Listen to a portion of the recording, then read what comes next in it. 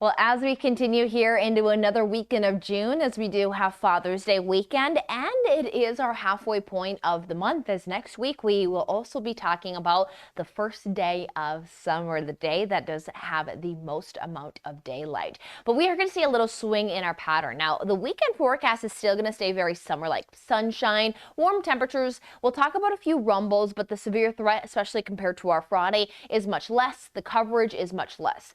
Now, we are going to see some of those slight changes take hold as we head into early next week, which is going to bring some cooling temperatures and some better coverage of some showers and thunderstorms. But then as we get out of that for the end of the work week, we will note that the end of June is looking to turn back to those dry and warming temperatures.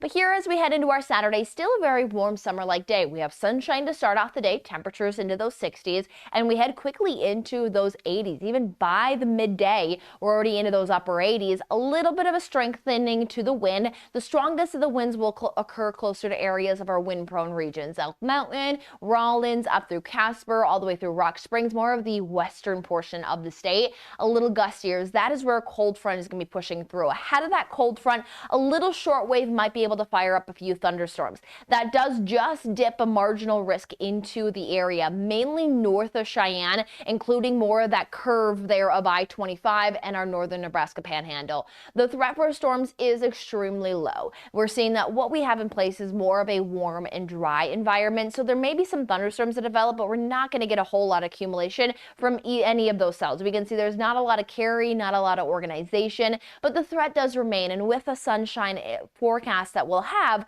we want to always make sure to keep you wary of that potential threat. Sunday, very similar setup. Warm, sunny, little breezy, but then we do fire up maybe a few isolated storm chances. So we'll keep ourselves wary, but again, the weekend that is going to feel like summer is what we're more focusing on. Is we'll even have that potential of those near 90s along I-25, mid 90s into the Nebraska panhandle, just around those mid 80s along I-25 there from Laramie through Rawlins. Again, this will be a region that's a little breezier, where this region is going to be a little warmer and with a few of those storm chances.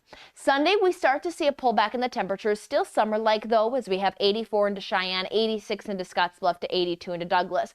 Again, more of that northerly region is where maybe a few storms Sunday night will be able to pop up.